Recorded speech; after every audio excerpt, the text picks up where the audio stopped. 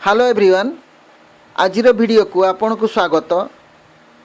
आजिर video रे आमे +2 द्वितीय वर्ष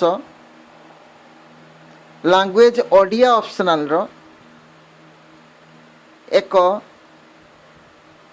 विषय आलोचना करिबा। विषयटी होउची द्वितीय एकक रे थिबा आधुनिक कवितार साबरमतीर महामानवर चरण तले कवि गोदावरीश महापात्र द्वारा लिखित बा रचित कविता। यही कविता को आज आम पढ़ा। आपण माने शीघ्र शीघ्र क्लास पे रेडी होंतु। आपण माने गोटे गोटे लाइक कर दियंतु। मु जानिबी जेते जण लाइक कले सेतिकी जण क्लास रे प्रेजेंट अछंती। आउ तो जानिबार किछि उपाय नहीं। आपण माने मते कॉल करि परिबेनी बर्तन काहे कि ना एका संगे समस्ते कॉल कले काहारी कथा रिसीव करि हेबनी एवं एटी पाठ ही पढ़ी हेबनी। तेणु यूट्यूब से कॉलिंग व्यवस्था टोटल रखिनी। आपण जहाँ कमेंट्स माध्यम मते जणैबे। तेणु कमेंट्स माध्यम प्रेजेंट बोली जणाई पारंती बा गोटे लाइक कर दी पारंती। ताले मु जानिबी आपण प्रेजेंट अछंती। आजिरो क्लास को आपण मान को स्वागत।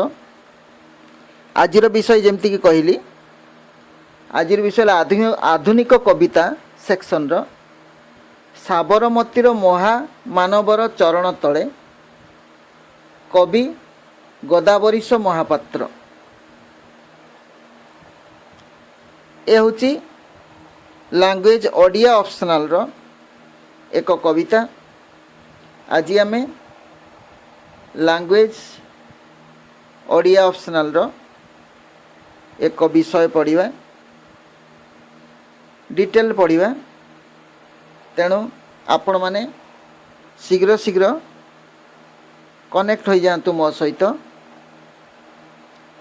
जार जहाँ असुविधा थिले भी आपण माने रेडी होंतु। आमे क्लास आरंभ करिबा। प्रथमे देखिबा कवि परिचय।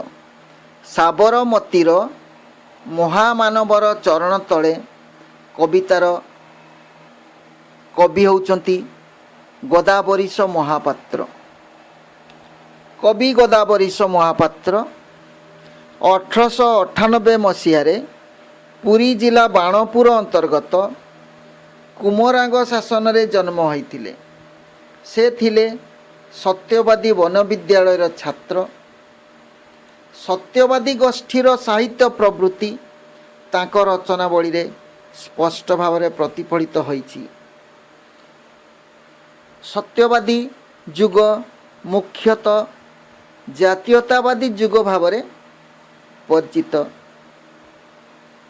गोदावरीश महापात्र जड़े उच्च कोटीर जातीयतावादी कवि प्रतिभा। जातीयतावादी कवि भाव में सत्यवादी युगीय साहित्य रे गोदावरीश महापात्र को स्थान स्वतंत्र। देशबक्षरे जातीयताबोधर तीव्र भावना को निनादित करिथिला ताको साहित्य साधनार मूलमंत्र।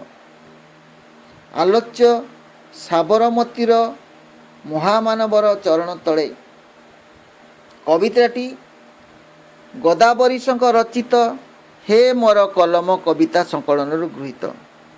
कवितार वर्णना प्रसंग रे से जातिर पिता महात्मा गांधी को महामानव रूप में वंदना करिसेंती। गोदावरीश सत्यवादी गोष्ठीर शेष प्रतिध्वनि बोली मध्य तांको कहा जाए। तांकर एक पत्रिका थिला निया खुंटा, एक व्यंग पत्रिका। तार संपादन से करथिले। एही पत्रिका माध्यम रे प्रकाशित तांको व्यंगात्मक कविता गुड़िक ओडिशार पुरपल्ली रे बेस आदृत होई तांको काव्य प्रतिभा को आहुरी प्रसारित करि पारथिला।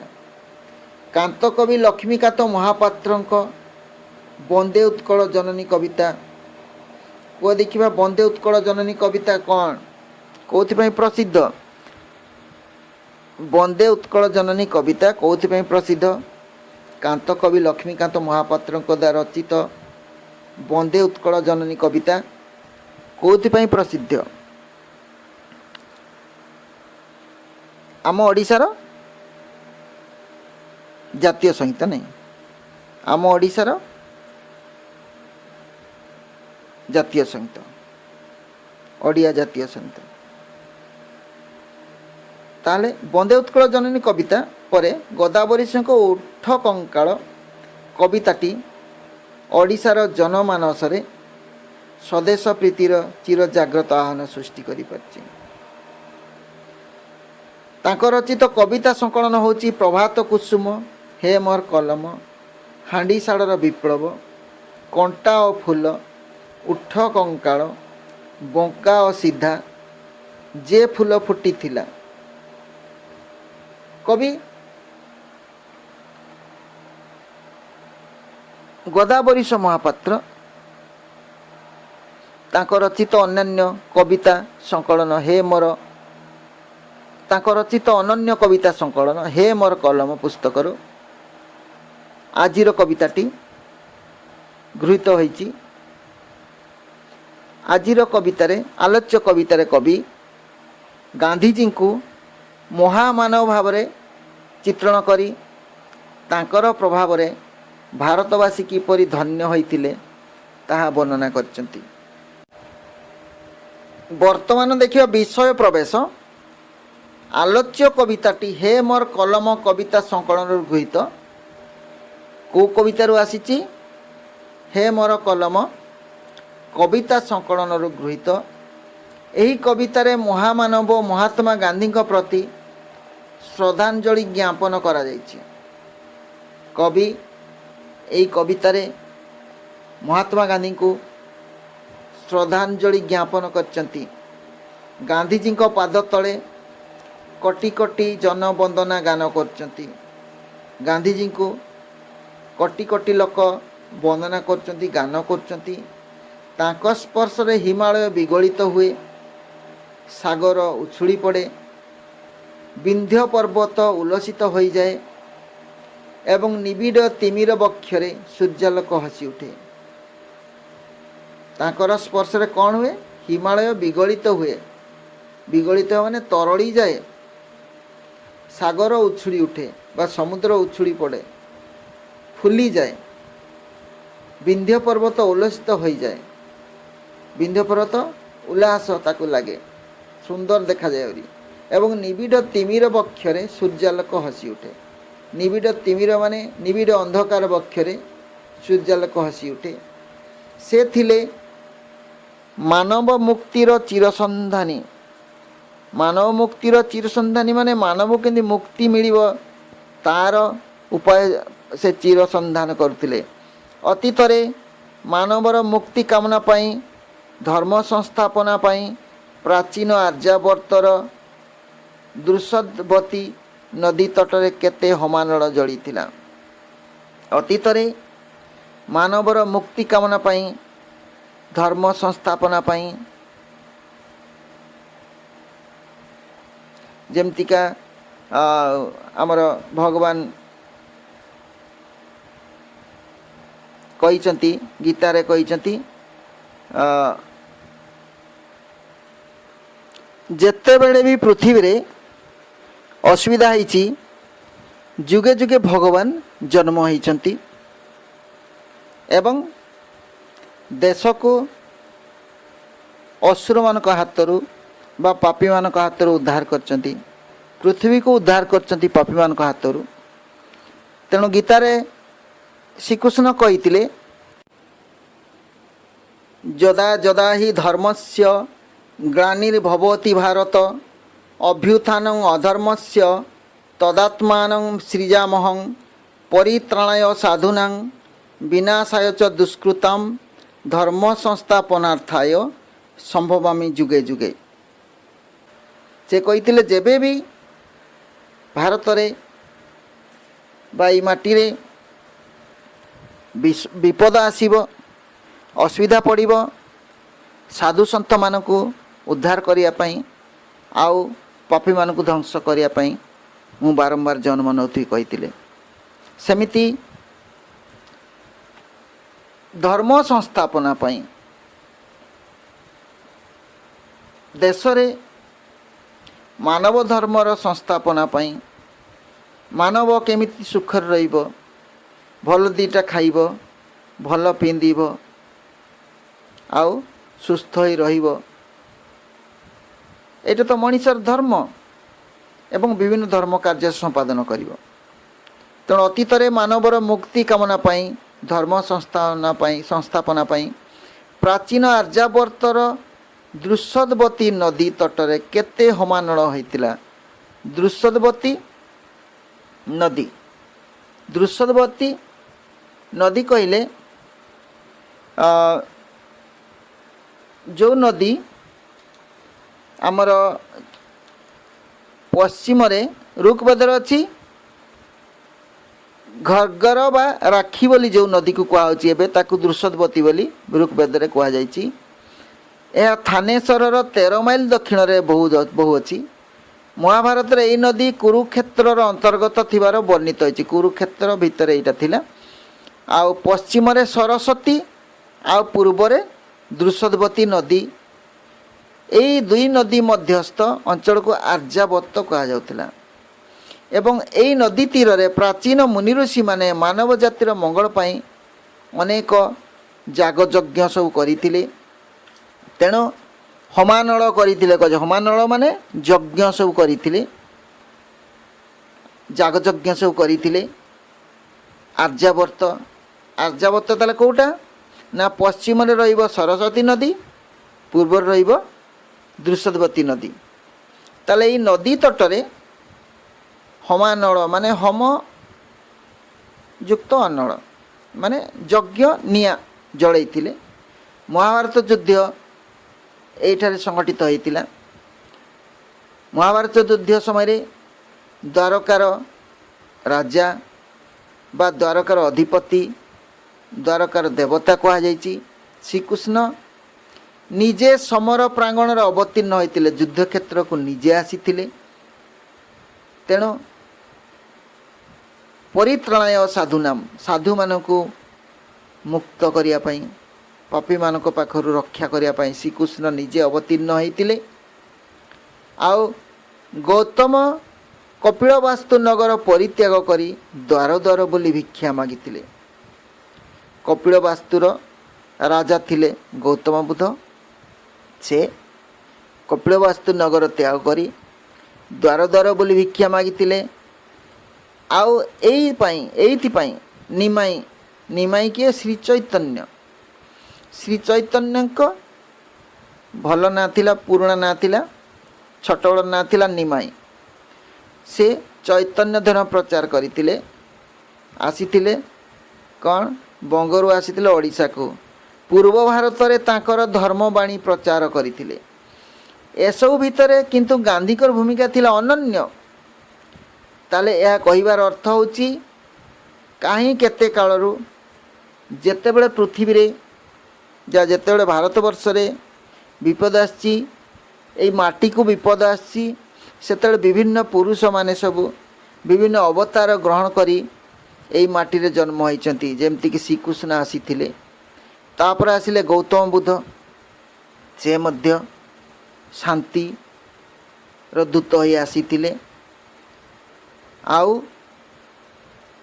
ସେମିତି ଆସିଥିଲେ ଶ୍ରୀ ଚୈତନ୍ୟ, ଆସିଥିଲେ ନିମାଇ, ସେ ଧର୍ମବାଣୀ ପ୍ରଚାର କରିଥିଲେ ପୂର୍ବ ଭାରତରେ। ଆଉ ଏସବୁ ଭିତରେ କିନ୍ତୁ ଗାନ୍ଧୀଙ୍କର ଭୂମିକା ଥିଲା ଅନନ୍ୟ। ସିଏ କ'ଣ କରିଥିଲେ ନା ଦୃଶ୍ୟବତୀ ନଦୀକୁ ଅହିଂସାର ସାବରମତୀରେ ପରିଣତ କରିଦେଲେ। ସେଇ ଯେଉଁ ଦୃଶ୍ୟବତୀ ନଦୀ କୂଳରେ ଏତେ ଯାଗଯଜ୍ଞ ହୋଇଥିଲା, ଏତେ ସବୁ ମହାପୁରୁଷମାନେ ଆସିଥିଲେ, ଯଜ୍ଞ ଧର୍ମ କରିଥିଲେ, ଦେଶ ମାତୃକାକୁ ରକ୍ଷା କରିବା ପାଇଁ ଉପାୟ କରିଥିଲେ। ଗାନ୍ଧୀ ମଧ୍ୟ ସେହିପରି ଜଣେ ମହାପୁରୁଷ ବୋଲି କବି କହୁଛନ୍ତି। ସେ ମଧ୍ୟ ଭାରତକୁ ଉଦ୍ଧାର କରିବା ପାଇଁ ଜନ୍ମଗ୍ରହଣ କରିଛନ୍ତି ବୋଲି ସେ କହିଛନ୍ତି। ସେ ମଧ୍ୟ ଜଣେ ଭଗବାନଙ୍କ ଅବତାର ବୋଲି କହୁଛନ୍ତି କବି। ତାହେଲେ ଗାନ୍ଧୀ ଦୃଶ୍ୟବତୀ ନଦୀକୁ ଅହିଂସାର ସାବରମତୀରେ ପରିଣତ କରିଦେଲେ। ଆଜି ସାବରମତୀ ନଦୀ साबरमती नदीर कूल एई महामानवर चरण स्पर्श पवित्र हो गला। लक्ष लक्ष कोटी कोटी लोकर मानसरे से लोक घर कर रहीगले। तेणु द्रुषदवती नदी को अहिंसार साबरमती रे परिणत करदेले। सी गरीब और निर्यातित मानक बरा भय प्रदान करथिले। गरीब और निर्यातित मानक से बरा भय माने अभय प्रदान करथिले। अभय प्रदान करिवार मुद्रा को कहे बरा भय बा पश्चर। अभय प्रदान पाई केमती हाथ जिते समय भगवान महापुरुष को देखे हाथ को से देखी रही था माने अभय प्रदान करते आशीर्वाद कलापरी तांकर भंगी एटा कहे बरा भय। नाना बाधा विघ्न सत्ते गांधीजी देशर सेवा करी चली। चरखा चक्र धरी स्वल्प वस्त्र परिहित गांधीजी समग्र भारत रे एक अद्भुत प्रभाव सृष्टि करि पारिथिले। पथ तांकर कंटकमय थिला, संपूर्ण कंटामय थिला, कंटकमय। नाना बाधा विघ्नर सम्मुखीन होइथिले भी गांधीजींकर मंत्रर जादुरे तांकर कथारे तांकर कार्य तांकर व्यवहार रे समस्ते जादू कला परी मुग्ध हो जाउथिले। समस्त भारतीय तथा समग्र विश्ववासी चमत्कृत होइथिले। तांको डाकरारे शत्रु पक्षर बंधुक तीर और तरवारी सब अकामी हो गला।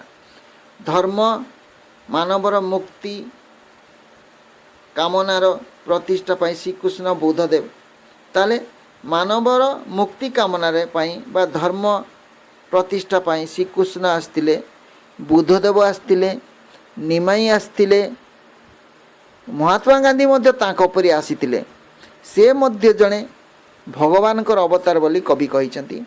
मरण को जय करिथिबा एई महापुरुषंक चरण तले आजि मध्य ए जुगर अर्घ्य प्रदीप जଳି उठे। आजि मध्य प्रत्येक भारतीय से गांधी को कथा मने पकाई निज गर्व अनुभव करे। आजि मध्य प्रत्येक भारतीय वर्ष सारा प्रत्येक क्षेत्र गांधी को मने पकई थाए।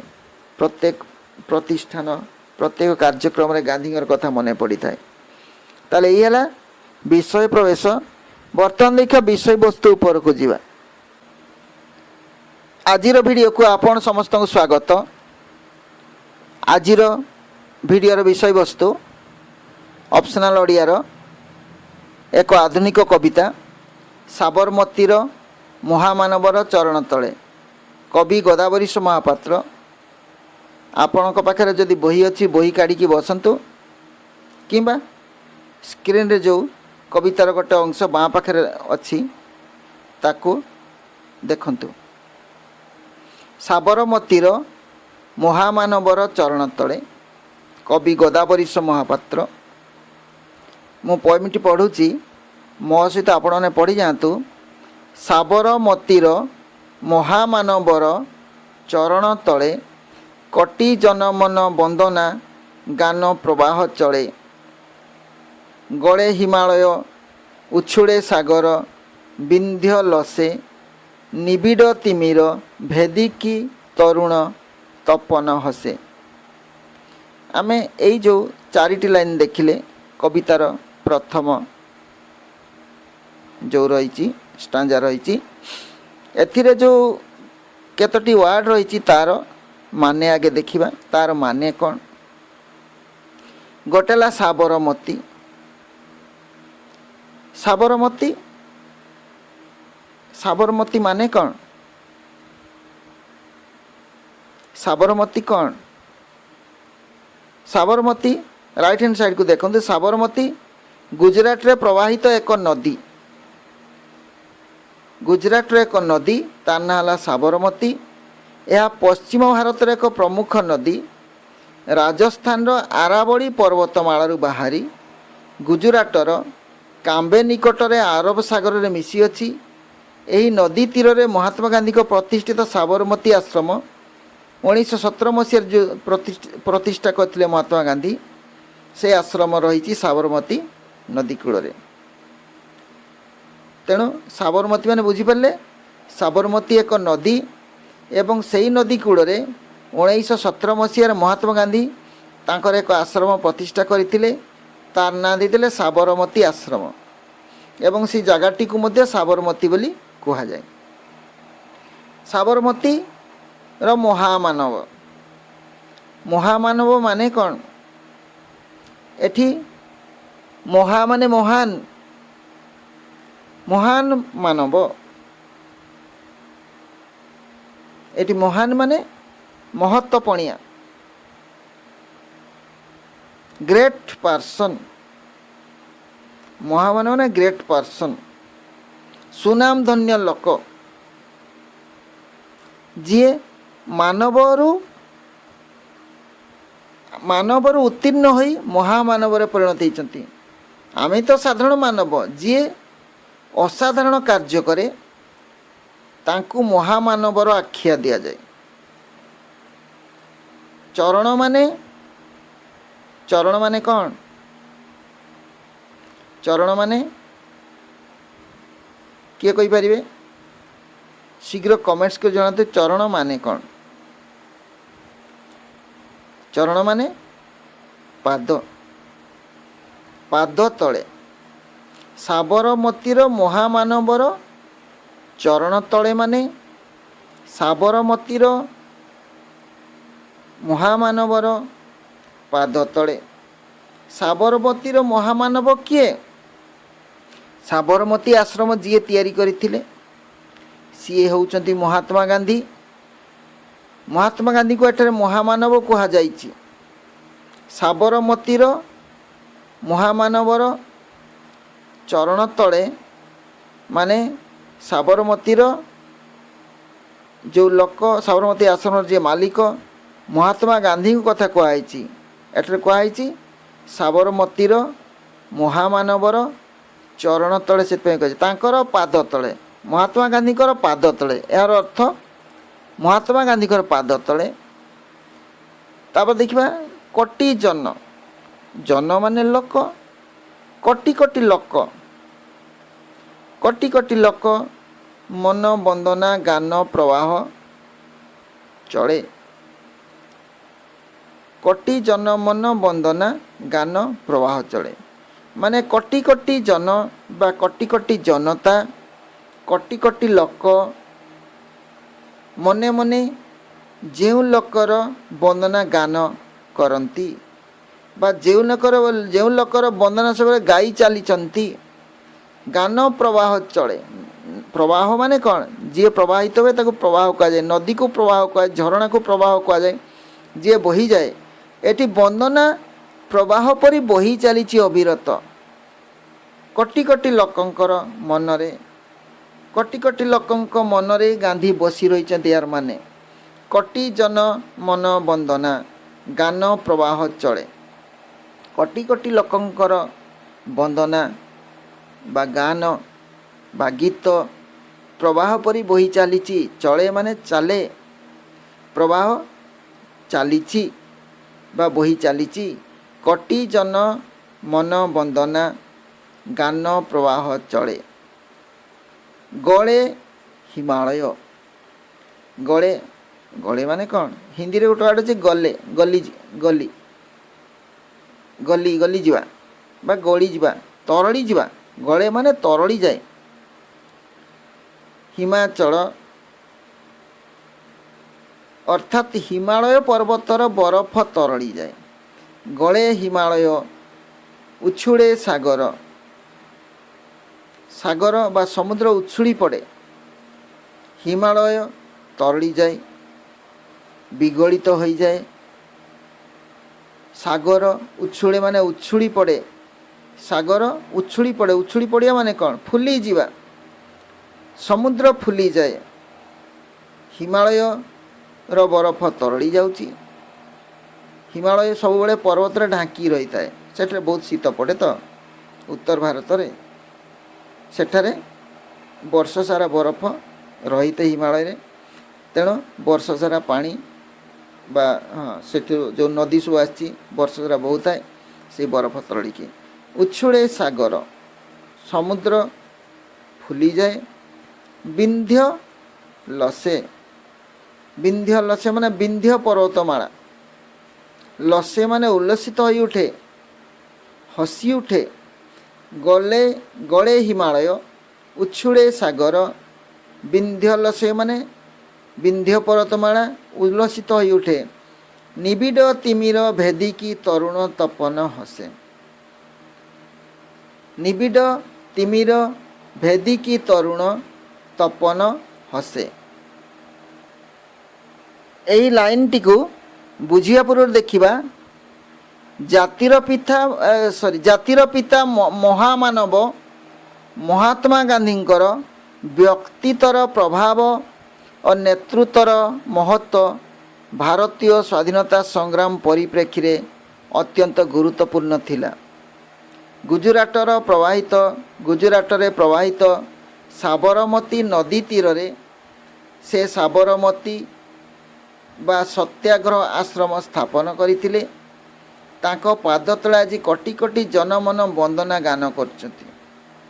तांकर प्रभाव एपरि थिला जे तांकर पाद स्पर्श रे हिमालय विगलित हो जाउथिला, सागर उछुड़ी उठुथिला, विंध्य पर्वत मध्य उल्लसित हो उठुथिला एवं घन अंधकार अपसरी जाई सेठ नवीन सूर्यर आलोक उद्भासित हो उठुथिला। यह कविंकर कल्पना।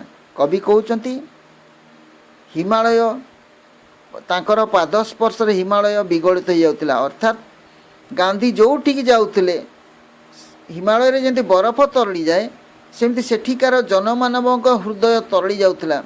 से गांधी को देखिबा पई पागल परि होउथिले, गांधी को से सब फॉलो करुथिले, गांधी को सब अनुसरण करुथिले, गांधी को परि हेबा पई चेष्टा करुथिले, गांधी को एते भल पाउथिले भारतीय कोटी कोटी जनता। तांको पाद तले आज कोटी कोटी जनमन वंदना गान करचंती। सेटा कवि कहिचंती जे गांधी तांकर जो पवित्र स्थान साबरमती महामानवर चरण तले से जो साबरमतीर लोक जे महात्मा गांधी तांकर पाद तले आज कोटी कोटी जनमन वंदना गान करचंती। समस्त भारतीय तांको पाखरे नतमस्तक। एमिति कि अनेक विदेशी मध्य तांको बहुत पसंद करती। तांकर पाद स्पर्श रे हिमालय विगलित हो जाइतिला, अर्थात हजार हजार कोटी कोटी लक्ष लक्ष लोकंकर हृदय से बसी जाइतिले। समस्त हृदय तरली जाइतिला हिमालय रो बरफ परी। सागर उछुड़ी पड़ुतिला, समुद्र जेमती उछुड़ी पड़े फुली उठे, लोकंकर मन उछुड़ी उठुतिला। गांधी को कथा सुनिले, गांधी को दर्शन पाइले एवं विंध्य पर्वत मध्य उल्लसित हो उठुतिला एवं घन अंधकार पसरी जाई विंध्य पर्वत मध्य उल्लसित हो उठुतिला। उत्तर भारत कौन दक्षिण भारत मध्य एथिरे उल्लसित हो उठुतिला। घन अंधकार अपसरी जाई निबिड़ तिमिर भेदिकी तरुण तपन हसे। निबिड़ तिमिर माने अंधकार, निबिड़ अंधकार को भेद करी जेतेबेले सूर्य उदय हुए कौन हुए, निबिड़ अंधकार को भेद करिकी उदय हुए पूर्व दिगरु। पूर्व दिगरु सूर्य उदय होउचंती मॉर्निंग समय रे जेमती देखा जाए। निबिड़ अंधकार को सूर्य जेमती चिरिकी बाहरुचंती। राति अंधकार पर जेतेबेले सकाळ हुए आमे सेया देखे सूर्य अंधकार को भेद करी बाहरती। अंधार थाई धीरे धीरे सूर्य आकाश पूर्व आकाश नाली देखा जाए एवं नाली परे परे धीरे धीरे तिमिर बा अंधकार हटि जाए एवं तरुण तपन। तरुण माने कौन, युवक। सूर्य जेतेबेले उदय होउचंती ताकू कवि तरुण तपन कहउचन। तपन माने सूर्य। तिमिर को भेद करिबा, अंधकार को भेद करी नूतन सूर्य उदय हेले जेमिति हुए सेमिति महात्मा गांधी जेतेबेले भारत रे जन आंदोलन रो नेतृत्व नेले, समस्त बाधा विघ्न को अतिक्रम करी से आम देश को स्वाधीन करथिले। समस्त अंधकार को दूरेई करी नूतन सूर्य परी से भारतर आकाश उदय हेले एवं विदेशी मान को एठार हटई देले। आमर समस्त दुख दुर्दशा को से लाघव कले, आमे स्वाधीन पाइले। यह कवि कहिचंती निबिड़ तिमिर भेदिकी तरुण तपन हसे। सूर्य जेमती हसुची गांधींकर कार्यर समस्त सुनाम, गांधी कार्यर समस्त प्रभाव सारा भारत में प्रतिभात होउची। समस्ते गांधी को प्रशंसा करचंती। समस्ते गांधींकर समस्त गांधी होती जड़े पूज्य व्यक्ति। समस्त भारतीय तांको पाखरे नतमस्तक। समस्त भारतीय सेई महामानवर चरण तले नतमस्तक। आज समस्त गान करचंती। आज तांको समस्ते रेस्पेक्ट करचंती। आज समस्ते गांधी प्रति निज कृतज्ञता ज्ञापन करचंती। से जदि आज आम देश पई निज जीवन को उत्सव करि न थांते ताले हुए तो आमे एपर्यंत स्वाधीनता पाई पारि न थांते। वास्तव में कविंकर वर्णना खूब सुंदर होइछि। प्रथम स्टांजार सामारी देखिबा। गांधीजी को पाद तले कोटी जन वंदना गान करचंती। कोटी कोटी लोक तांको कथा मने पकाउचंती। कोटी कोटी लोक तांको चरण तले प्रार्थना करचंती, चरण तले नमन करचंती। तांको स्पर्श रे हिमालय विगलित हुए, सागर उछुड़ी उठे, विंध्य पर्वत उल्लसित हो जाए एवं निबिड़ तिमिर बक्षरे सूर्यालोक हसी उठे। एहीपरि भाव में कवि प्रथम स्टांजा को वर्णना करिसंती।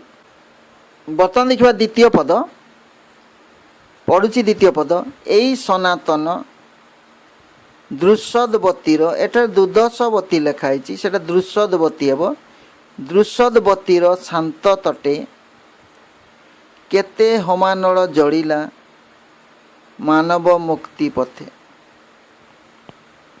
बनगिरी नभ शुणिला मानव मांगलिक, एई पथे पथे घेनी गले केते जय तिलक। लागिला समर जागिले द्वारका देवता थरे, मागिले भिक्षा कपिल वास्तु तेजिके दूरे। पूर्व सागर तीर चहलाई क्यों निमाई, भीतरी चालिले परम काम्य मानव पाई। एई सनातन, सनातन माने कौन?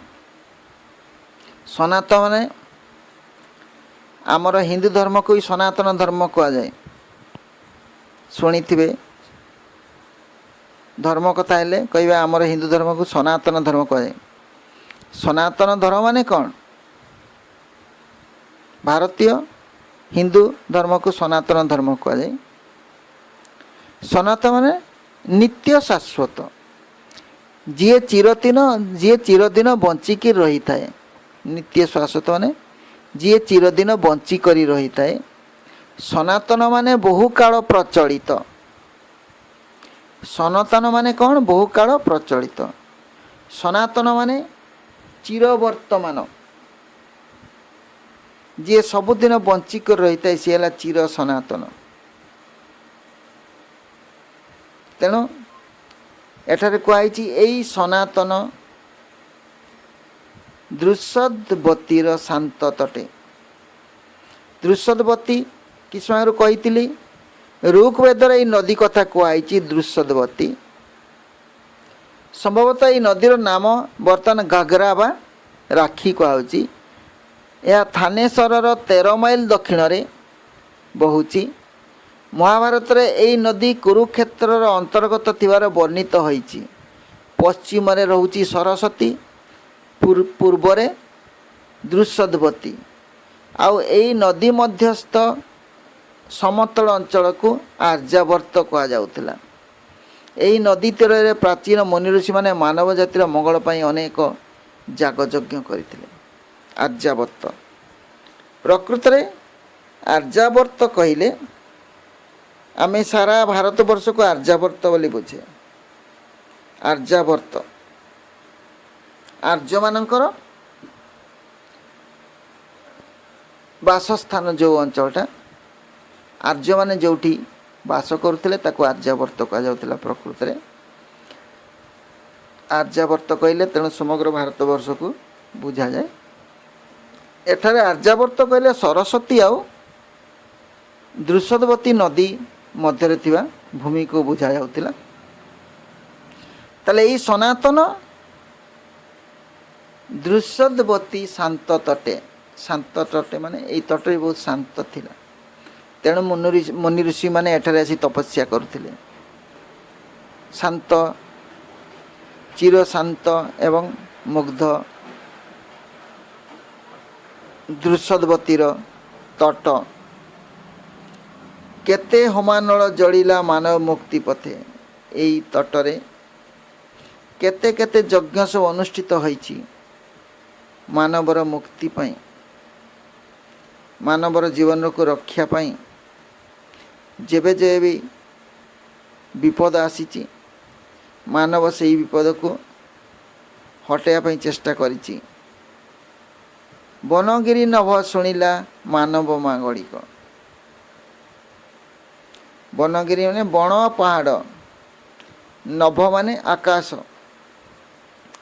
ବଣ ପାହାଡ଼, ଗିରି ମାନେ ପାହାଡ଼, ବନ ମାନେ ବଣ, ନଭ ମାନେ ଆକାଶ। ଶୁଣିଲା ମାନବ ମାଙ୍ଗଳିକ। ମାଙ୍ଗଳିକ ମାନେ ମଙ୍ଗଳ ଧ୍ୱନି, ମାନବର ମଙ୍ଗଳ ଧ୍ୱନିକୁ ଶୁଣିଲା। ବନଗିରି ନଭ ସମସ୍ତେ ମାନବର ମଙ୍ଗଳ ଧ୍ୱନିକୁ ଶୁଣିଲେ।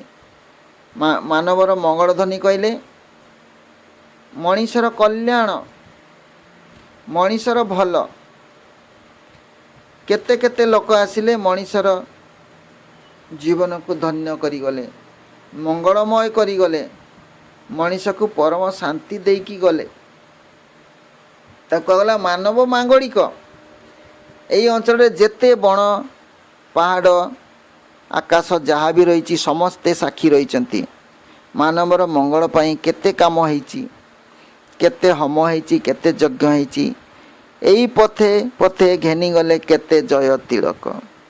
ଏଇ ପଥେ ପଥେ, ତାହେଲେ ଏଇ ରାସ୍ତାରେ, ପଥ ମାନେ ରାସ୍ତା, ଏଇ ରାସ୍ତାରେ ଘେନିଗଲେ ମାନେ ନେଇଗଲେ କେତେ ଜୟ ତିଳକ। ଜୟ ତିଳକ ମାନେ ବିଜୟ ଚିତା, ବିଜୟ ତିଳକ ବା ବିଜୟ, ଜୟ କରିବାର ଯେଉଁ ତିଳକ। ତିଳକ ମାନେ କ'ଣ? କପାଳ ଓ ବାହୁରେ ଅଙ୍କିତ ଚନ୍ଦନାଦିର ଚିତା। ଆମର ସାଧାରଣତଃ ଯେଉଁମାନେ ପୂଜା କରନ୍ତି ସେମାନେ ଦେଖିବେ କପାଳରେ ତାଙ୍କର ତିଳକ ଲଗା ହେଇଥିବ, ବାହୁରେ ତିଳକ ଲଗାଇଥିବେ। ବହୁତ ସାଧୁ ସନ୍ନ୍ୟାସୀ ମଧ୍ୟ ମୁଣ୍ଡରେ ତିଳକ ନେଇଥାନ୍ତି, ବାହୁରେ ତିଳକ ନେଇଥାନ୍ତି। ଜୟ ତିଳକ ମାନେ ବିଜୟ, ଜଣେ ଜୟ ଲାଭ କଲା ପରେ ଯେଉଁ ତିଳକ ପ୍ରାପ୍ତ ହୋଇଥାଏ ବା ଲଗେଇଥାଏ। ତାହେଲେ କେତେ ଜୟ ତିଳକ, କେତେ ବିଜୟ ଚିତା ସବୁ ନେଇଗଲେ, ମାନେ ଜୟ କରିକି ଚାଲିଗଲେ। ଏଠାରେ ଲାଗିଲା ସମର, ଜାଗିଲେ ଦ୍ୱାରକା ଦେବତା ଥରେ। ଲାଗିଲା ସମର, ଲାଗିଲା ସମର କଲେ ଏଠାରେ କ'ଣ ସମର ହୋଇଥିଲା? ମହାଭାରତ ଯୁଦ୍ଧ ହୋଇଥିଲା। କୁରୁକ୍ଷେତ୍ର ପାଖରେ କ'ଣ ଥିଲା? ମହାଭାରତ ଯୁଦ୍ଧ ହୋଇଥିଲା। ଲାଗିଲା ସମର, ଜାଗିଲେ ଦ୍ୱାରକା ଦେବତା ଥରେ। ଦ୍ୱାରକା, ଦ୍ୱାରକା ପ୍ରକୃତରେ କେଉଁଠି? ଗୁଜୁରାଟରେ ଦ୍ୱାରକା। କୁହାଯାଏ ସମୁଦ୍ର ତଳେ ଏବେ ବି କେତେକ ରାଜପ୍ରାସାଦ ପରି ସବୁ ଘର ସବୁ ରହିଛି। ବିଶ୍ୱାସ କରାଯାଏ ତା ଶ୍ରୀକୃଷ୍ଣଙ୍କର ଦ୍ୱାରକା ନଗରୀ ବୋଲି ଲୋକମାନେ ବିଶ୍ୱାସ କରନ୍ତି। ଗୁଜୁରାଟର ସମୁଦ୍ରଧାରା ଏବେ ବି ଭୂଇଁ ଭିତରେ ଅଛି ବୋଲି ଲୋକମାନେ ବିଶ୍ୱାସ କରନ୍ତି। ଜାଗିଲେ ଦ୍ୱାରକା ଦେବତା ଥରେ। ଦ୍ୱାରକା ଦେବତା କହିଲେ ଦ୍ୱାରକାଧିପତି ଶ୍ରୀକୃଷ୍ଣ। ଦ୍ୱାରକାର ଅଧିପତି ହେଲେ ଶ୍ରୀକୃଷ୍ଣ। ତାହେଲେ ଯେତେବେଳେ ଯୁଦ୍ଧ ଲାଗିଲା ପାଖକୁ ଆସିଲେ କିଏ? ଦ୍ୱାରକାର ଅଧିପତି ଶ୍ରୀକୃଷ୍ଣ ଆସିଥିଲେ। ଆଉ ଯୁଦ୍ଧରେ ଏକ ଶାନ୍ତି ପ୍ରତିଷ୍ଠା କରିକି ଗଲେ। ସବୁ ପାପୀମାନଙ୍କୁ ଧ୍ୱଂସ କଲେ ଏବଂ ସାଧୁସନ୍ତମାନେ ବଞ୍ଚିଗଲେ। ସେମିତି ମାଗିଲେ ଭିକ୍ଷା କପିଳବାସ୍ତୁ ତେଜିକେ ଦୂରେ। କପିଳବାସ୍ତୁ କାହାର ରାଜଧାନୀ? କପିଳବାସ୍ତୁ ଗୌତମଙ୍କର ରାଜଧାନୀ।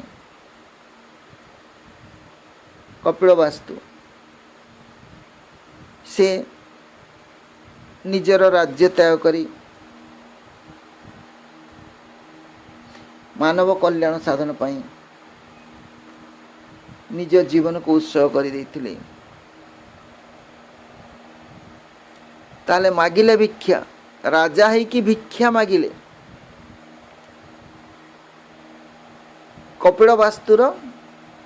କପିଳବାସ୍ତୁ ରାଜ୍ୟର ରାଜା। ତେଜି କେଦୁରେ, ତେଜି କେଦୁରେ ମାନେ ତେଜି ମାନେ ତ୍ୟାଗ କରି, କେ ଦୂରେ ମାନେ ନିଜର ସମସ୍ତ ତ୍ୟାଗ କରି, ରାଜ୍ୟ ଛୁଆ ପିଲା ସ୍ତ୍ରୀ ସମସ୍ତ ତ୍ୟାଗ କରି ଭିକ୍ଷା ମାଗି ବୁଲିଲେ କେବଳ ଶାନ୍ତି ପ୍ରତିଷ୍ଠା କରିବା ପାଇଁ। ଆଉ ପୂର୍ବ ସାଗର ତୀର ଚହଲାଇ କେଉଁ ନିମାଇଁ, ଶ୍ରୀ ଚୈତନ୍ୟକୁ ନିମାଇଁ କୁହାଯାଉଥିଲା, ତାଙ୍କର ପିଲା ନାଁ ଥିଲା ନିମାଇଁ। ତାହେଲେ ପୂର୍ବ ସାଗର ତୀର କହିଲେ ଓଡ଼ିଶା, ସେ ପଶ୍ଚିମବଙ୍ଗର ଓଡ଼ିଶାକୁ ଆସିଥିଲେ ଧର୍ମ ପ୍ରଚାର କରିବା ପାଇଁ। କ'ଣ ଧର୍ମ? ଚୈତନ୍ୟ ଧର୍ମ। ପୂର୍ବ ସାଗର ତୀର ଚହଲାଇ କେଉଁ ନିମାଇଁ, ଭିତରି ଚାଲିଲେ ପରମ କାମ୍ୟ ମାନବ ପାଇଁ। ପରମ କାମ୍ୟ କ'ଣ? ମୁକ୍ତି କାମନା, ଜୀବନର ପରମ ଲକ୍ଷ୍ୟ ହାସଲ ପାଇଁ ସିଏ ମଧ୍ୟ ଚେଷ୍ଟା କରିଥିଲେ। ଜୀବନର ପ୍ରଧାନ ଲକ୍ଷ୍ୟ କ'ଣ? ଚରମ ସୁଖ ଲାଭ କରିବା। ତେଣୁ ବିଭିନ୍ନ ସାଧୁ ସନ୍ଥ ମାନେ ମ୍ୟାଟେରିଆଲ ଲାଇଫ୍ ଉପରେ ଗୁରୁତ୍ୱ ନ ଦେଇ ଆଧ୍ୟାତ୍ମିକ ଜୀବନ ଉପରେ ଅଧିକ ଗୁରୁତ୍ୱ ଦେଇଥାନ୍ତି। ଆଧ୍ୟାତ୍ମିକ ଜୀବନରେ ଜଣେ ସଫଳ ହେଲେ ତାର କାମନା ବାସନା ସବୁ ନଷ୍ଟ ହୋଇଯାଏ ଏବଂ ତାର ଜୀବନ ସାର୍ଥକ ହେବ ବୋଲି କୁହାଯାଏ। ତେଣୁ କ'ଣ ଦେଖିଲେ? ପୂର୍ବ ସାଗର ତୀର ଚହଲାଇ କେଉଁ ନିମାଇଁ, ଭିତରି ଚାଲିଲେ ପରମ କାମ୍ୟ ମାନବ ପାଇଁ। ଭିତରି ଚାଲିଲେ ମାନେ ବାଣ୍ଟି ଚାଲିଲେ, ଭିତରି ଚାଲିଲେ ମାନେ ବାଣ୍ଟି ଚାଲିଲେ ପରମ କାମ୍ୟ। ପରମ କାମ୍ୟ, କାମ୍ୟ ମାନେ ଯେଉଁଟା ମଣିଷର ପ୍ରଧାନ ଇଚ୍ଛା। ଏଇଠି ପରମ କାମ୍ୟ ମାନେ ମୁକ୍ତି କାମନା। ପରମ ମାନେ ମୁଖ୍ୟ ଇଚ୍ଛା। ମଣିଷ ପ୍ରକୃତିରେ କ'ଣ? ଆମେ ଯାହା ବି କାମ କରୁଛୁ ତାର ମୁଖ୍ୟ ଉଦ୍ଦେଶ୍ୟ ହେଲା ଚରମ ଆନନ୍ଦ ଲାଭ କରିବା, ଜୀବନକୁ ଏନ୍ଜୟ କରିବା ଆମର ଉଦ୍ଦେଶ୍ୟ। ତାହେଲେ ଏଇ ଚରମ ଆନନ୍ଦ କେମିତି ମିଳିବ? ମଣିଷ ମୁକ୍ତି ମିଳିଲେ। ତେଣୁ ମୁକ୍ତି କାମନା, ପରମ କାମ ମାନେ ମୁକ୍ତି କାମନା, ଜୀବନର ପରମ ଲକ୍ଷ୍ୟ। ମଣିଷର ପରମ କାମନା କ'ଣ? ଜୀବନ ଲକ୍ଷ୍ୟ ହେଲା ମୁକ୍ତି, ମଣିଷ ଜୀବନର ମୁକ୍ତି। ଭିତରେ ଚାଲିଲେ ପରମ କାମ୍ୟ ମାନବ ପାଇଁ। ବୁଝିହେଲା ତ? ତାପରେ କବି କହିଛନ୍ତି ସବୁରି ଭିତରେ ଗାନ୍ଧୀଏ ତୁମ ବରଣ ଆଜି, ଡାକଇ ଦଳିତ ପର ପଦାନତ ମାନବରାଜି। ସବୁରି ଭିତରେ ଗାନ୍ଧୀଏ, ତାହେଲେ ଏଇ ଯେତେ ସବୁ ଆସିଲେ ମହାପୁରୁଷ, ତାଙ୍କ ଭିତରେ ଗାନ୍ଧୀ ମଧ୍ୟ ଜଣେ ଶ୍ରେଷ୍ଠ ପୁରୁଷ, ଯିଏକି ମାନବର କଲ୍ୟାଣ ପାଇଁ, ଭାରତୀୟମାନଙ୍କର ମଙ୍ଗଳ ପାଇଁ ଏଇ ମାଟିରେ ଜନ୍ମ ହୋଇଥିଲେ। ସବୁରି ଭିତରେ ଗାନ୍ଧୀଏ, ତାହେଲେ ଏଇ ସମସ୍ତଙ୍କ ଭିତରେ ଗାନ୍ଧୀ ମଧ୍ୟ ଜଣେ ମହାପୁରୁଷ, ଶ୍ରୀକୃଷ୍ଣ ଜଣେ ମହାପୁରୁଷ, ଗୌତମ ଜଣେ ମହାପୁରୁଷ। କବି ମହାତ୍ମା ଗାନ୍ଧୀଙ୍କୁ ବୁଦ୍ଧଦେବ, ଶ୍ରୀ ଚୈତନ୍ୟ, ଶ୍ରୀକୃଷ୍ଣଙ୍କ ସହିତ ତୁଳନା କରିଛନ୍ତି ଏବଂ ଗାନ୍ଧୀଙ୍କୁ ମହାମାନବର ଅବତାର ରୂପେ ଗ୍ରହଣ କରିଛନ୍ତି। ବୁଦ୍ଧ, ଚୈତନ୍ୟ, ଶ୍ରୀକୃଷ୍ଣ ଯେପରି ମାନବ ଜାତିର ଅଶେଷ କଲ୍ୟାଣ ସାଧନ ପାଇଁ ନିଜ ଜୀବନକୁ ଉତ୍ସର୍ଗ କରି ଦେଇଥିଲେ, ସେହିପରି ଗାନ୍ଧୀଜୀ ମଧ୍ୟ ଭାରତବର୍ଷର ସ୍ୱାଧୀନତା ପାଇଁ ଇଂରେଜମାନଙ୍କର ଗୁଳିଗୋଳାକୁ ଖାତିର କରିନଥିଲେ। ସେ ଥିଲେ ଚିର ନମସ୍ୟ, ସେ କାହାରିକୁ ଡରି ନଥିଲେ, ନିଜ ଜୀବନକୁ ଉତ୍ସର୍ଗ କରିଥିଲେ। ତେଣୁ ସବୁରି ଭିତରେ ଗାନ୍ଧୀଏ ତୁମ ବରଣ ଆଜି, ଡାକଇ ଦଳିତ ପର ପଦାନତ ମାନବରାଜି। ताले गांधी मध्य जड़े परम पुरुष, गांधी मध्य जड़े महामानव। तेणु समस्ते आज गांधी को भगवान रूपे वर्ण कर, भगवान रूपे स्वीकार कर।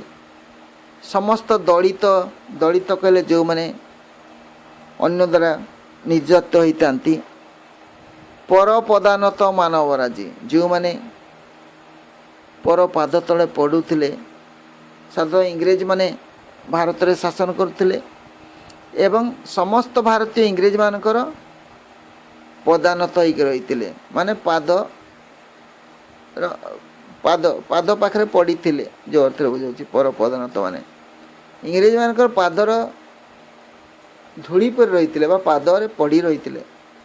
इंग्रेज मान दयार अर्थात इंग्रेज मान दयार पात्र होकर रही निज देश, किंतु आमे अन्यर अधीन निर्भर करी अन्य को निर्भर करी आमे रही। परवर्ती पदरे कवि कही पालटी गला से दृश्यवती साबरमती। आज साबरमती दृश्यवती नदी पाल्टी गला। साबरमती गुजरात रे एक नदी, जो नदी कूल महात्मा गांधी तांकर आश्रम स्थापन करथिले। महात्मा गांधी आश्रम स्थापन कला परे महात्मा गांधी को दर्शन करिया पई कोटी कोटी लोक सेठाको आसिले। देशर मंगल कथा आलोचना करिया पई, तांको टिके दर्शन करिया पई, तांको टिके झलक पाया पई कोटी कोटी लोक चली आसिले। ताले दृश्यवती नदी जेपरी थिला कुरुक्षेत्र पाखरे, ताहा थिला पावन भूमि, पावन नदी, पवित्र नदी थिला। सेई नदी कूल रे धर्म कर्म कले मन को बहुत शांति मिलुथिला, शीघ्र भगवत प्राप्ति हो बोली विचार कराउथिला। आज साबरमती नदी मध्य दृश्यवती पाल्टी गला, पालटी गला से दृश्यवती। आज साबरमती नदी कूल भी दृश्यवती नदीर तट परी पवित्र हो गला। कहीं पवित्र है ना, गांधी परी एक महामानवर अवस्थिति जगु उपस्थिति जगु, गांधी परी एक महामानवर उपस्थिति जगु साबरमती मध्य दृश्यवतीर तट पालटी गला। सबुरी मरमे जड़ई तुमर जीवनवती। सबुरी मरमे, मरमे माने कौन? हृदय रे, समस्त हृदय जड़ई तुमर जीवनवती। जीवनवती माने कौन? जीवन रूपक बत्ती। प्रत्येक लोक ताकर हृदय रे तमर नाम रूपक बत्ती को जड़ई की रखिछंती। ताको जीवन रे तुमर भूमिका बहुत गुरुत्वपूर्ण। तुमर कहले महात्मा गांधी। सबुरी मरमे जड़ई तुमर जीवनवती। एठी तुमर कहले महात्मा गांधी। महात्मा गांधी देश स्वाधीन कले, कोटी कोटी लोक महात्मा गांधी को फैन ही गले, कोटी कोटी लोक महात्मा गांधी को पसंद कले, कोटी कोटी लोक महात्मा गांधी को तांकर भगवान बोली भाविले जे ये हेले भगवान को अवतार।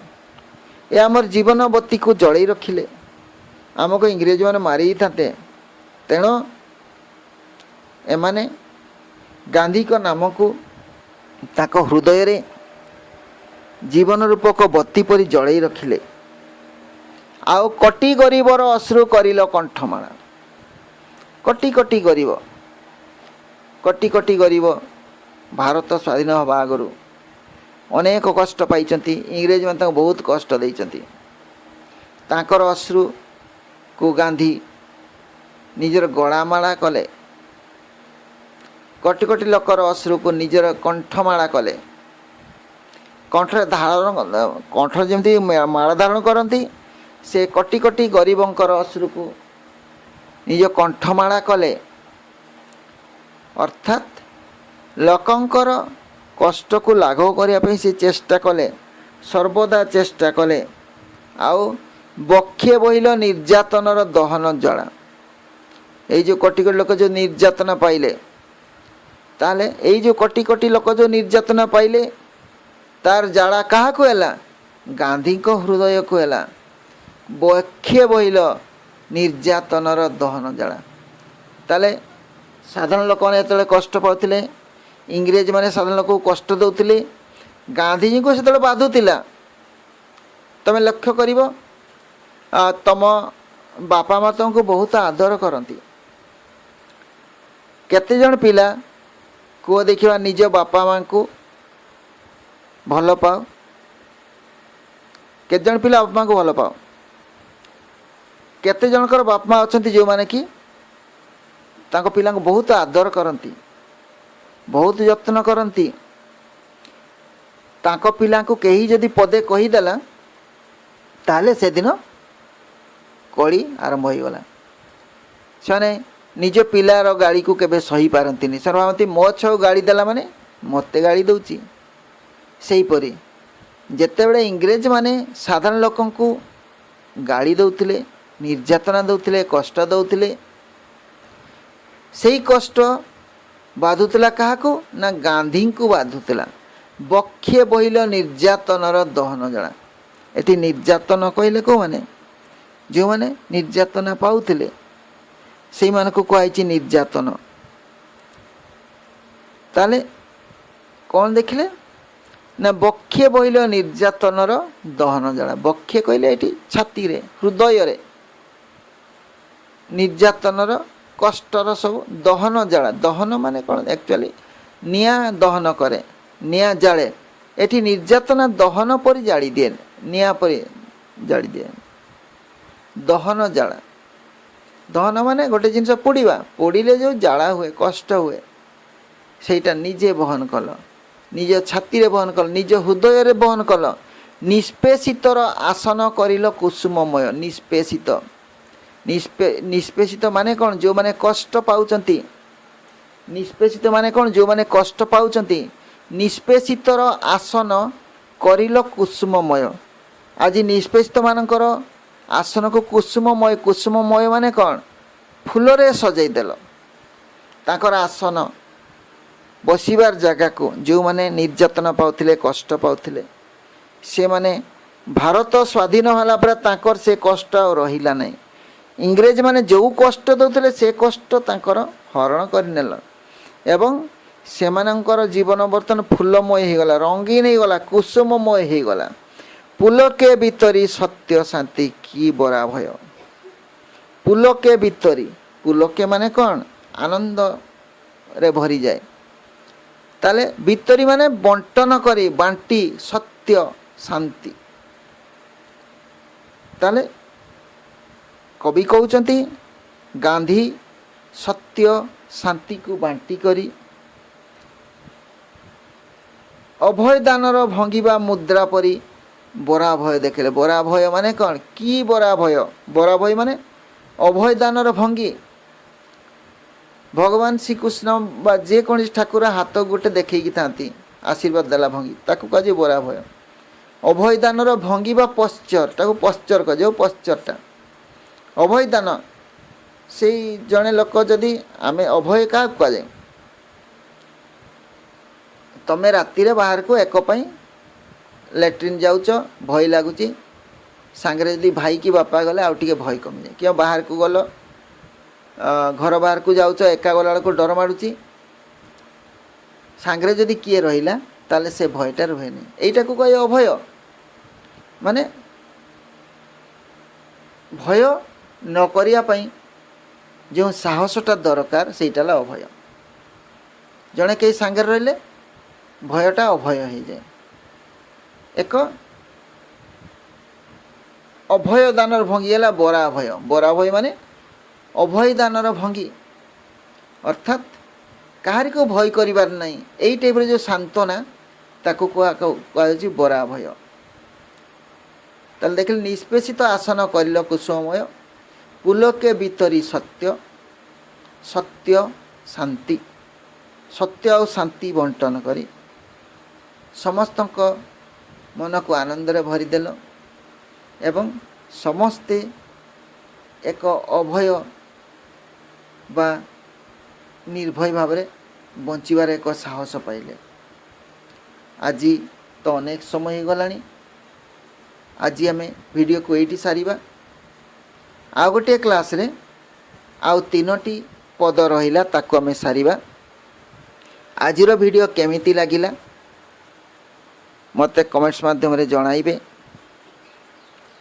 एवं जो माने नूतन करी आज वीडियो देखुछंती से माने निहाती चैनल को सब्सक्राइब करिवे, समस्ते लाइक करिवे आउ बेल आइकन को क्लिक करिवे जेपरि कि परवर्ती वीडियो नोटिफिकेशन संगे आपण पाखु पहुंची जीवो। धन्यवाद। जोटी भी थांतु भलरे थांतु, सुख रुहंतु। Thanks for watching.